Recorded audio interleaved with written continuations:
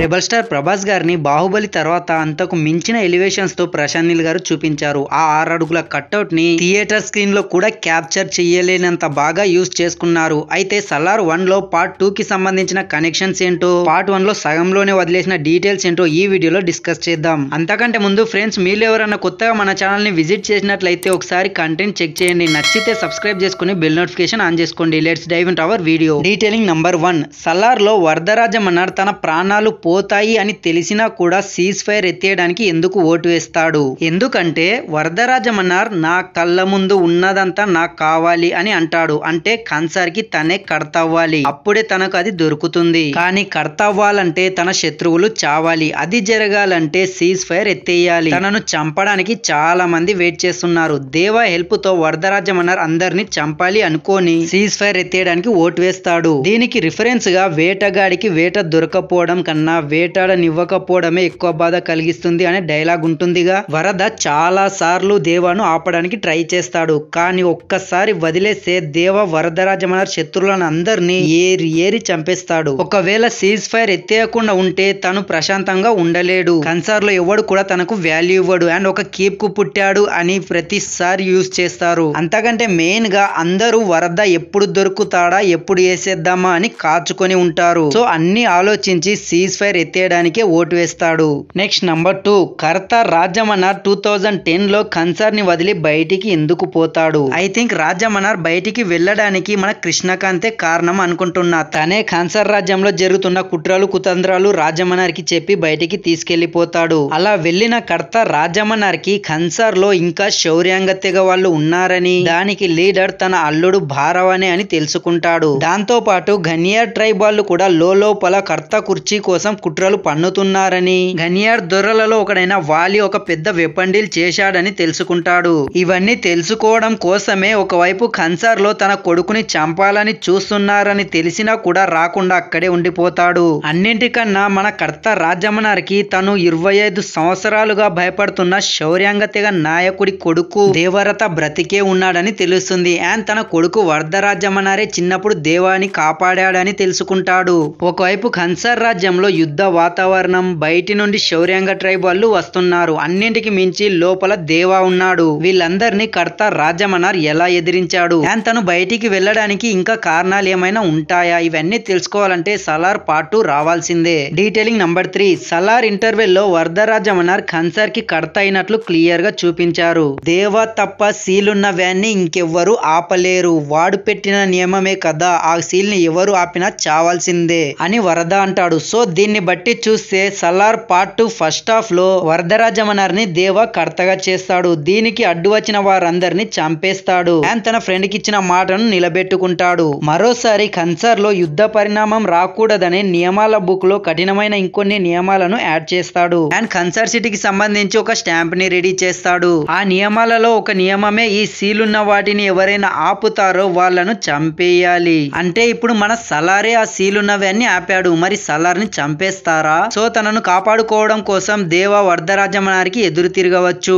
Number 4. దేవా ఒక శౌర్యాంగుడు కదా, మరి కర్త కుర్చీ కోసం ఫైట్ చేయకుండా ఎందుకు అజ్ఞాతంలో తన తల్లితో కలిసి ఉంటాడు? దేవా శౌర్యాంగ ట్రైబ్ కి చెందినవాడని దేవాకి చిన్నప్పటి నుండే తెలుసు. అందుకే క్లైమాక్స్ లో శౌర్యాంగులు తమ వూల్ఫ్ గాడ్ కి ప్రే చేసేలాగా చేస్తాడుగా. అండ్ తన ఫ్రెండ్ వరదాకి కూడా దేవా శౌర్యాంగుడు అని చిన్నప్పటి నుండే తెలుసు. అలా దేవా తన ఫ్రెండ్ కి ఇచ్చిన మాట కోసం కర్త కుర్చీని వదిలేసి తన తల్లితో వెళ్లిపోతాడు. అయితే అలా అజ్ఞాతంలోకి వెళ్ళడానికి తన తల్లి ఈశ్వర్రావు గారే కారణం. సలార్ 1 లో ఈ టిఫిన్ బాక్స్ ఫైట్ సీన్ లో ఈశ్వర్రావు గారు అప్పుడు ఎవరి మీద నిన్ను చెయ్యొత్తొద్దని గీత గీసింది నేనే, ఇప్పుడు చెయ్యెత్తమని ఆ గీత చెరుపుతుంది నేనే అనే డైలాగ్ చెప్తారు. ఆ డైలాగ్ చెప్పేటప్పుడు దేవా 7 సంవత్సరాల క్రితం కన్సార్ లో చేసిన రక్తపాతాన్ని చూపిస్తారు. అంటే వరదరాజమన్నారిని కర్తను చెయ్యడం కోసం దేవా ఒక రాక్షసుడిలా మారి ఎంతో మంది ప్రాణాలను తీస్తాడు. ఈ ప్రాసెస్ లో దేవాకి ఏదైనా జరుగుతుందేమోనని వాళ్ళ అమ్మ భయపడి కన్సార్ నుండి తీసుకొస్తుంది. అలా కన్సార్ నుండి వచ్చి అజ్ఞాతంలో బ్రతుకుతారు.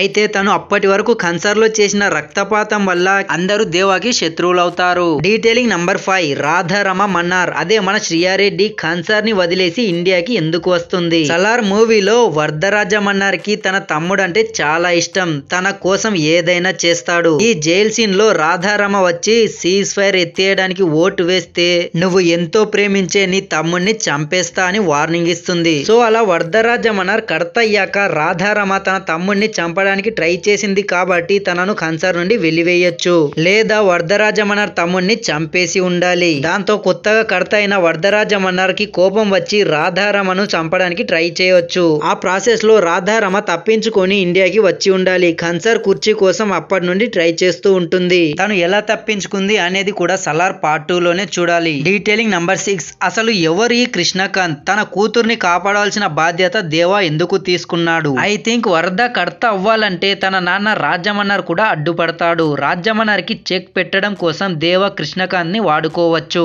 ఎందుకంటే రాజమన్నర్ నమ్మేది ఒక్క కృష్ణకాంత్ ని మాత్రమే. అలా కృష్ణకాంత్ సహాయంతో దేవా రాజమన్నర్ ని ఓడిస్తాడు. రాజమన్నర్ ఓడిపోవడం కూతురు రాధారమకి నచ్చదు. దానికి కారణమైన కృష్ణకాంత్ ని అందుకే చంపాలనుకుంటుంది. కృష్ణకాంత్ ని దేవా సేవ్ చేసి న్యూయార్క్ కి పంపి తనను కాపాడుతానని ప్రామిస్ చేస్తాడు. అందుకే మూవీ స్టార్టింగ్ లో బిలాల్ దేవాతో ఫోన్ కాల్ లో మాట నిలబెట్టుకునే సమయం వచ్చింది అంటాడు. సో ఆ మాట ఇదే అయ్యుండొచ్చు.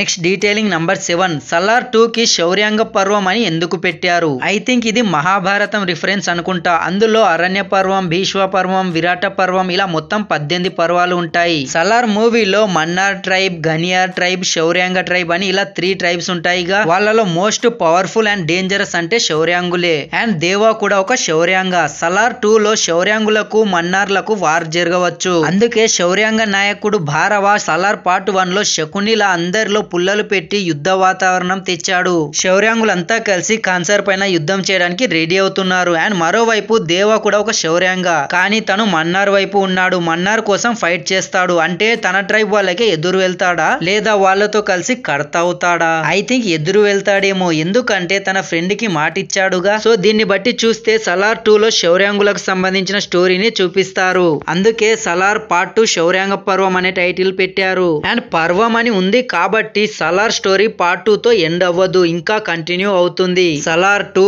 3, 4, 5 ఇలా పార్ట్స్ వస్తూనే ఉంటాయి. మోస్ట్లీ పార్ట్ 2 వరకే రావచ్చు. Detailing number 8. దేవా క్యారెక్టర్ రిఫరెన్స్ ఇన్ కర్ణ.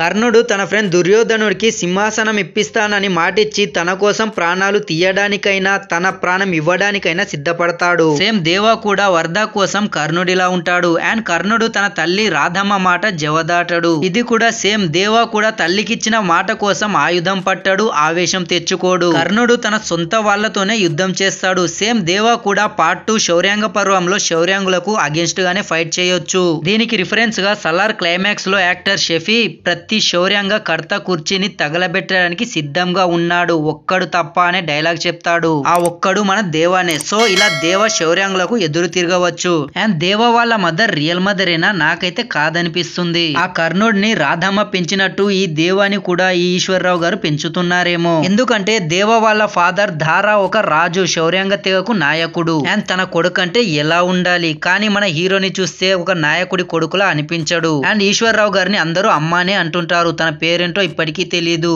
నాకైతే రియల్ మదర్ కాదనిపిస్తుంది. కర్ణుని పెంచిన రాధమ్మ లాగా దేవాని కూడా మన ఈశ్వర్రావు గారు పెంచొచ్చు. Next detailing number 9. Salaar title. Salaar అంటే లీడర్ అనే మీనింగ్ వస్తుంది, ఇది అందరికీ తెలిసిందే. అయితే ఇంకా డెప్త్ గా వెళ్తే రాజుకు కుడిభుజంగా ఉంటూ రాజు నమ్మేవాడిగా ఉన్నవాడిని సలార్ అంటుంటారు. మూవీలో చెప్పాలంటే వరదరాజమనార్కి కుడి భుజం దేవా, తన కోసం ఎంతో చేస్తాడు. అందుకే వరద దేవాకి సలార్ దేవరత రైసార్ అండ్ వరదరాజమనార్క సలార్ అనే పేరు పెట్టిండొచ్చు. Next detailing number 10. మన సలార్ హ్యాండ్ పైన ఉన్న టాటూ ఎవరిది? ఐ థింక్ ఆ టాటూ ఒక రాక్షసుడిది అనుకుంటున్నా. మూవీలో ఈ పాప రాక్షసుడన్నా వస్తాడేమోనని దండం పెడుతుంది. అదే టైంలో దేవా కన్సర్ లోకి తన లెఫ్ట్ లెగ్ పెట్టి ఎంట్రీ ఇస్తాడు. క్లైమాక్స్ లో అందరినీ ఒక రాక్షసుడిలా చంపేస్తుంటాడు. సో దాన్ని బట్టి అది ఒక రాక్షసుడి టాటూ అనుకుంటున్నా. నాకైతే కరెక్ట్ గా తెలీదు, ఒకవేళ మీకు తెలిస్తే కామెంట్ చేయండి మామ. నంబర్ 11. బిలాల్ వరదరాజమన్నర్ గ్యాంగ్ లో ఉండేవాడు. సలార్ 1 క్లైమాక్స్ లో దేవా ఒక శౌర్యాంగాన్ని తెలిసాక కూడా దేవా అండ్ వాళ్ళ అమ్మతో కలిసి వచ్చేస్తాడు, ఎందుకో తెలీదు. నెక్స్ట్ రాజమన్నర్ పెద్ద కొడుకు రుద్ర అసలు పండిత్ ని ఎందుకు పిలిపించాడు? పండిత్ ఏం చేయగలడు? అండ్ నారంగ్ రష్యన్ ఆర్మీని తెచ్చుకుంటాడు. ఇప్పుడు నారంగ్ చనిపోయాడు, తన కొడుకు చనిపోయాడు. ఇప్పుడు ఆ రష్యన్ ఆర్మీని ఎవరు తీసుకుంటారు? ఇంకా ఫైనల్ గా మన హీరోయిన్ శృతి హాసన్ అండ్ ప్రభాస్ మధ్య లవ్ ట్రాక్ ఎలా ఉంటుంది అనేది తెలుసుకోవాలంటే సలార్ పార్ట్ 2 శౌర్యాంగ పర్వం రావాల్సిందే. So friends, that's it guys. ఇంకెవరైనా కొత్తగా ఈ వీడియో చూస్తుంటే మన ఛానల్ ని సబ్స్క్రైబ్ చేసుకుని బెల్ నోటిఫికేషన్ ఆన్ చేయండి. మీకు వీలైతే ఒక లైక్, ఒక కామెంట్, ఒక షేర్ చేయడానికి ట్రై చేయండి. Thanks for watching this video.